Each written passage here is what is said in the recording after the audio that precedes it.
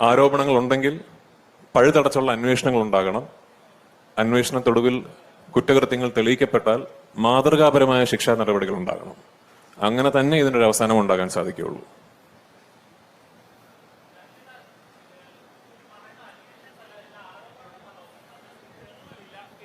അതുകൊണ്ടാണ് ഞാൻ പറഞ്ഞത്, ആരോപണങ്ങൾ ഉണ്ടെങ്കിൽ അന്വേഷണം ഉണ്ടാകണം.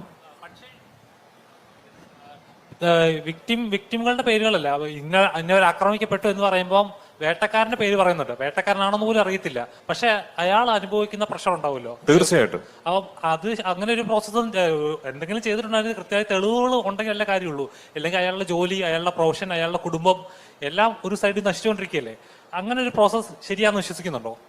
അതാണല്ലോ ഈ നാട്ടിലെ നിയമവ്യവസ്ഥിതി അനുശാസിക്കുന്ന പ്രോസസ്സ്. അതാണ് ഞാൻ പറഞ്ഞത്, ആരോപണങ്ങൾ ഉണ്ടാവുകയാണെങ്കിൽ അന്വേഷണങ്ങൾ ഉണ്ടാകണം.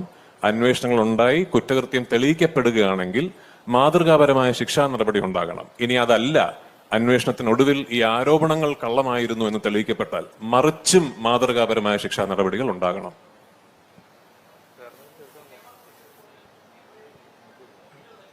മൈക്കിൽ സംസാരിക്കാമോ? ഈ ഹേമ കമ്മിറ്റി റിപ്പോർട്ടിൽ ഇരകൾ പല പേരുകളും പറഞ്ഞിട്ടുണ്ട്. ആ പേരുകൾ പുറത്തുവിടണമെന്ന് പൃഥ്വിരാജ് ആവശ്യപ്പെടുന്നുണ്ടോ? ഇല്ല, ഈ ഇരകളുടെ പേരുകൾ മാത്രമാണ് സംരക്ഷിക്കപ്പെടേണ്ടത് നമ്മുടെ നാട്ടിലെ നിയമവ്യവസ്ഥിതി അനുസരിച്ച്. ആരോപണ വിധേയരുടെ പേരുകൾ സംരക്ഷിക്കപ്പെടാൻ ഒരു നിയമവ്യവസ്ഥിതി ഇന്ന് നാട്ടിൽ ഇല്ലാത്തിടത്തോളം കാലം അത് പുറത്തുവിടുന്നതിൽ നിയമ തടസ്സങ്ങൾ ഉണ്ടെന്ന് ഞാൻ കരുതുന്നില്ല. So it's up to the government. ആ കമ്മിറ്റി റിപ്പോർട്ടിലുള്ള പേരുകൾ പുറത്തുവിടണോ വിടണ്ടേ എന്നുള്ള തീരുമാനം എടുക്കേണ്ടത് ഞാനോ നിങ്ങളോ അല്ല, അധികാരത്തിലിരിക്കുന്ന ആൾക്കാരാണ്. By all means. രാജു, ഈ ഒരു റിപ്പോർട്ട് കണ്ടപ്പോൾ നല്ലൊരു മലയാള സിനിമയിലെ ഒരു സീനിയർ ആർട്ടിസ്റ്റ് എന്ന രീതിയിൽ ഒരു ഞെട്ടലുണ്ടായോ? സിനിമയ്ക്കുള്ളിൽ ഇങ്ങനെയൊരു സംഭവങ്ങളൊക്കെ നടക്കുന്നു എന്ന് കണ്ടിട്ട്? ഞാൻ എന്തിനാണ് ഞെട്ടുന്നത്? ഹേമ കമ്മീഷനുമായിട്ട് ആദ്യം സംസാരിച്ച ആൾക്കാരിൽ ഒരാളാണ്. ഈ റിപ്പോർട്ട് സമർപ്പിക്കപ്പെടുന്നത് സിനിമാ മേഖലയിൽ സ്ത്രീകൾ നേരിടുന്ന പ്രശ്നങ്ങളെക്കുറിച്ച് സമഗ്രമായ ഒരു പഠനം നടത്തുവാനും അതിനെ തുടർന്ന് എങ്ങനെ ഒരു സേഫ് വർക്ക് സ്പേസ് ക്രിയേറ്റ് ചെയ്യാൻ സാധിക്കും എന്നുള്ളതിനെ കുറിച്ച് ചിന്തിക്കാനും വേണ്ടിയാണ്. അപ്പോൾ ഈ റിപ്പോർട്ട് പ്രസിദ്ധീകരിച്ചു എന്നുള്ളതിൽ ഞാൻ എന്തിനാണ് ഞെട്ടുന്നത്? അതിൽ കുറ്റകൃത്യങ്ങൾ ചെയ്തിട്ടുള്ള ആൾക്കാരെ കണ്ടെത്തിയിട്ടുണ്ടെങ്കിൽ ഇനി തുടർന്ന് എന്താണ് നടക്കാൻ പോകുന്നത്, തുടർന്നുള്ള നടപടികൾ എന്താണെന്ന് അറിയാൻ നിങ്ങളെ പോലെ തന്നെ എനിക്കും ആകാംക്ഷയുണ്ട്.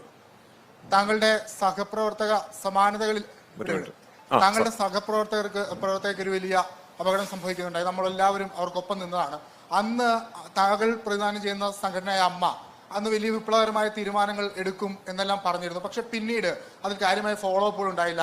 വീണ്ടും അമ്മയിൽ പരാതികൾ വരുന്നു. ആ പരാതികൾ അവിടെ ആരും തുറന്നു നോക്കാത്ത ഇമെയിലായി കിടക്കുന്നുണ്ട്. സംഘടനയ്ക്ക് ഇതുമായി ബന്ധപ്പെട്ടൊരു വീഴ്ച സംഭവിച്ചിട്ടുണ്ട്.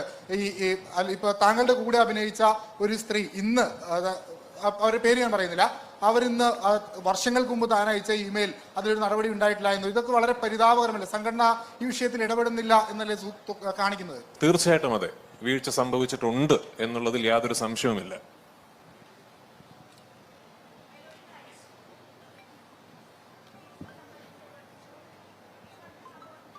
ഒരു മൈക്ക് കൊടുക്കണം.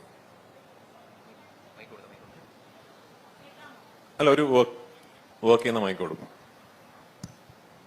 ഇപ്പോ അമ്മ നടി ആക്രമിച്ച സമയത്ത് അമ്മയുടെ ഭാഗത്തു നിന്നുണ്ടായ ഒരു പിഴവ് തിരുത്തിയത് താങ്കൾ ഉൾപ്പെടെ 4-5 പേർ ശക്തമായ നിലപാടെടുത്തത് കൊണ്ടാണ്. അതുപോലെ അമ്മോൾ ഇപ്പോൾ ശക്തമായ നിലപാട് എടുക്കാതിരിക്കുകയും ആലോചിച്ചുകൊണ്ടിരിക്കുകയും ചെയ്യുമ്പോൾ എന്ത് തരത്തിലുള്ള ഇടപെടലാണ് തുടർന്ന് നടത്താൻ ഉദ്ദേശിക്കുന്നത്? എന്ത് നിലപാടാണ് എന്റേതെന്ന് ഞാൻ വ്യക്തമാക്കിയാലും ഇല്ലെങ്കിലും എന്റെ നിയന്ത്രണത്തിലുള്ളത് എന്താണ്? എന്റെ ഇമ്മീഡിയറ്റ്, എനിക്ക് ചുറ്റുമുള്ള എന്റെ വർക്ക് സ്പേസ് ആണ്. ഞാൻ സുരക്ഷിതമാക്കാം എന്നെനിക്ക് നിങ്ങളോട് ഇന്ന് പ്രോമിസ് ചെയ്യാൻ കഴിയുന്നത് എനിക്ക് ചുറ്റുമുള്ള വർക്ക് സ്പേസ് മാത്രമാണ്. പക്ഷെ എനിക്ക് ചുറ്റുമുള്ള വർക്ക് സ്പേസ് ഞാൻ സുരക്ഷിതമാക്കും, അതിനപ്പുറത്തേക്ക് ഞാൻ ഇതിലൊന്നും ഇൻവോൾവ് ആകില്ല എന്ന് പറയുന്നിടത്ത് തീരുന്നതല്ല ഞാൻ ഉൾപ്പെടെയുള്ള ആൾക്കാരുടെ ഉത്തരവാദിത്വം. അതാണ് ഇവിടെ ഏറ്റവും പ്രാധാന്യം അർഹിക്കുന്ന പരാമർശം. ഞാനിതിലില്ല എന്ന് സ്ഥാപിക്കുന്നിടത്ത് തീരുന്നില്ല എന്റെയോ നിങ്ങളുടെ ഉത്തരവാദിത്വം.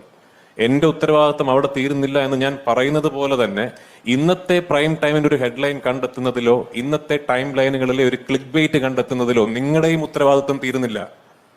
നമ്മൾ രണ്ടുപേരും ഇതിൽ ഈക്വലി ഇൻവെസ്റ്റഡ് ആകണം, അല്ലേ? അങ്ങനെയല്ലേ വേണ്ടത്?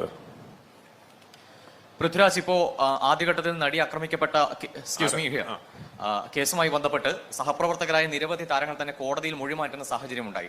താങ്കൾ കരുതുന്നുണ്ടോ ഒരു പവർ ഗ്രൂപ്പ് എന്ന ആരോപണം ഉയർന്നു വന്നിരുന്നു, അത്തരത്തിൽ എല്ലാവരെയും നിയന്ത്രിക്കാൻ കഴിയുന്ന ഒരു പവർ അതോറിറ്റി മലയാള സിനിമയിൽ പ്രവർത്തിക്കുന്നുണ്ടെന്ന് താങ്കൾ കരുതുന്നുണ്ടോ?